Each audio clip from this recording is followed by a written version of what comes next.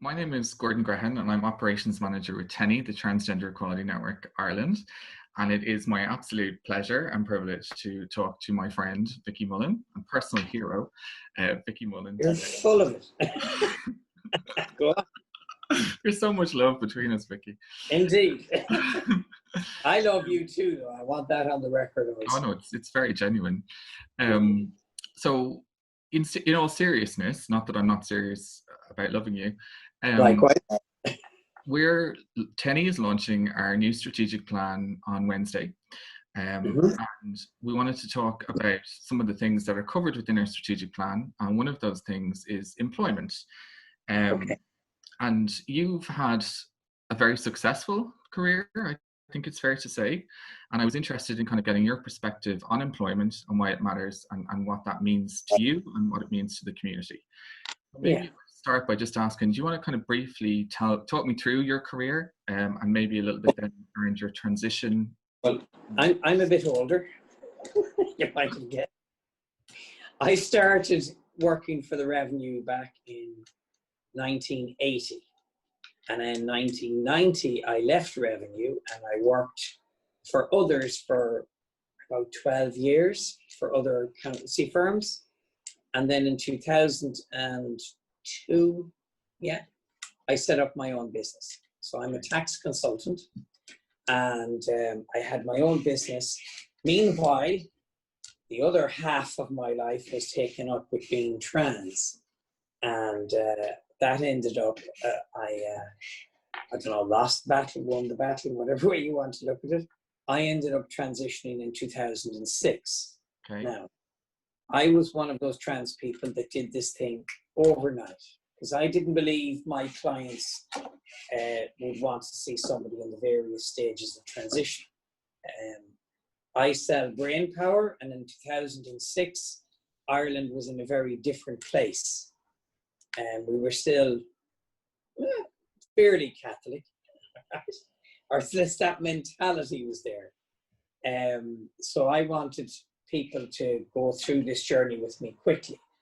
I had 153 clients at that time when I transitioned, and I lost one of them because so it was a successful transition. Did you literally emailed all of your clients, did you? In the 2 weeks in the run-up to the transition, I ran around and saw 36 clients to explain to them what was going to happen. Now, some of them were my bigger clients, one or two were smaller clients, but that I felt needed that personal touch. And one of those was the guy I lost. Okay, and for everybody else, because as I said, I 153 direct clients and others, maybe another 30 others that I did work from time to time. In all of those other cases, they just got a letter. Now, it was a good letter. It took me a while to draft it. I remember my solicitor at the time, because I ran it by her, and telling me I didn't need to send a letter like that. It wasn't necessary. And I disagreed, because if I had been moving address, I would send a notification that I'd moved address. But when I was changing gender, I didn't think that was something most people had come across. In fact, none of my clients had ever come across it before. And again, it was 2006. So I sent a very detailed, comprehensive letter. You know, like there was a 2-page explanation of what trans issues were, and there was a 2-page personal letter from me to the client explaining what was happening and why I was going forward and how it would affect them. It wasn't going to affect them, but I felt I had to explain that. So it wasn't looking for sympathy. It just hit that note bang in the middle. Look, this is what's happening. No big deal. Let's move on. And 152 of the 153 did. Now, I had about 15, 20 accountancy firms at the time that I would do tax work for from time to time. And no, I lost none of them. Like initially, I thought I was going to lose all of them because accountants wouldn't be known for their progressive, open nature. We'd be more conservative in nature. You're shocking me here with this information. There wouldn't be too many Sinn Féin votes in the accountancy profession, I wouldn't say. So we wouldn't be considered progressive. But I lost no clients. So, but because I was open with people, I didn't try and hide anything. And any question, I would answer it. So it's how you address these things. Now, equally, if somebody, can I use bad language a little bit on this? Yeah. If somebody gave me shit about being trans, I followed a motto my whole life: the best means of defense is a good offense.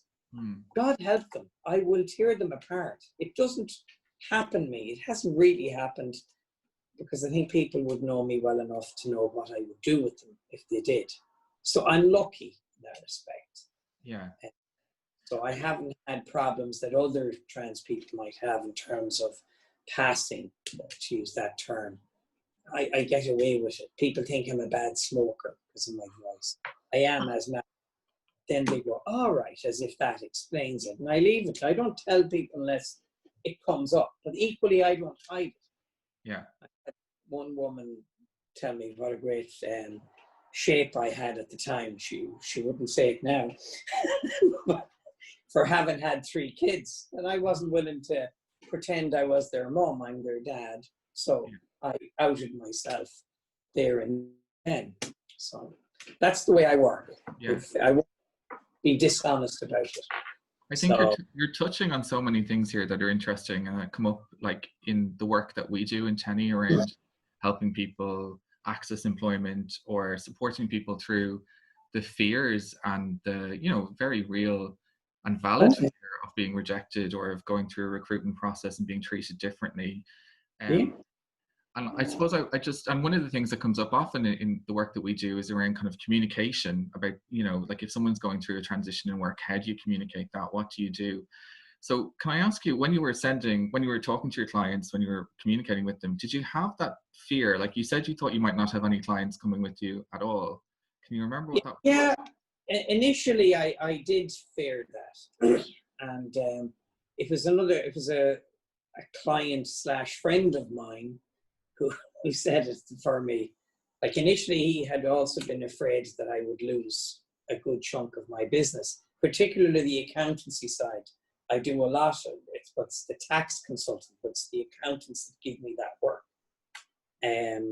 But he said that I wouldn't lose that work because he reckoned we accountants are mean. And I don't know if he's right, but this is what he reckoned.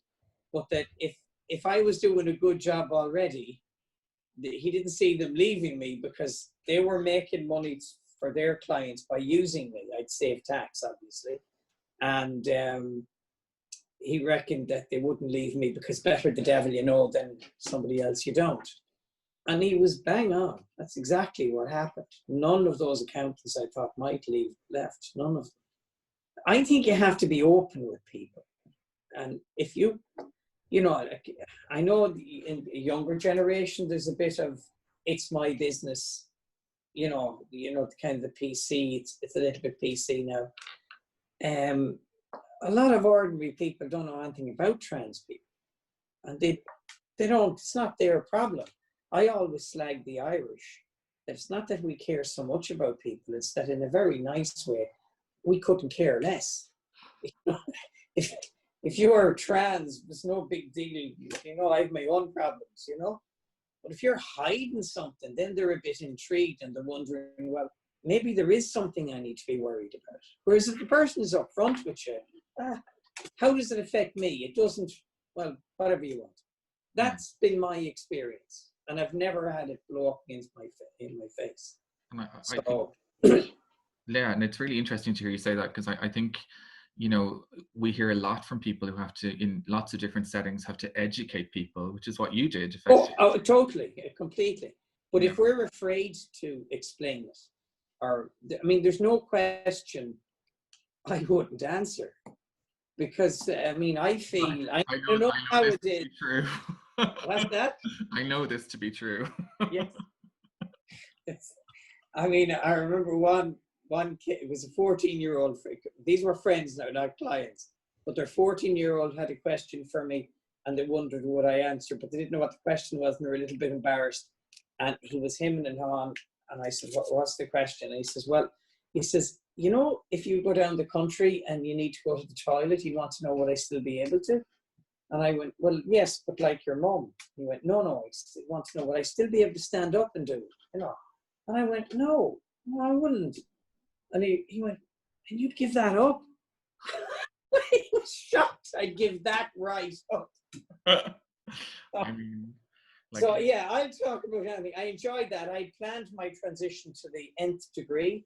I hadn't thought about that. So that's the way life works. I think of it every time now I need to go. the unexpected.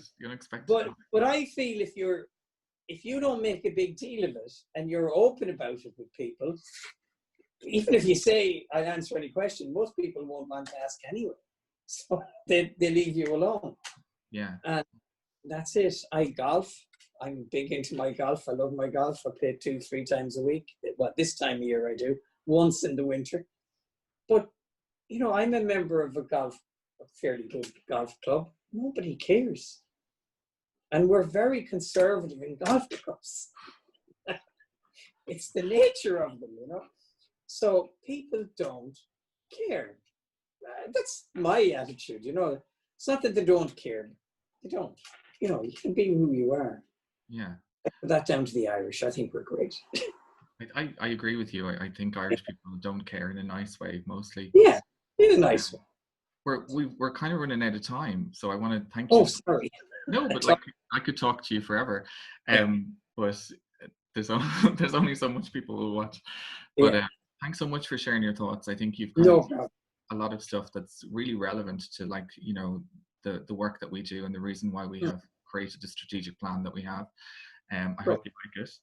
I think it's good. I'll have a look Wednesday. Send me a reminder. I will. But thank you so much. I do forget these things, you know? You are so problematic, but I love you. Thanks so much, Vicki. Appreciate it. All right, no problem. All the best. Bye.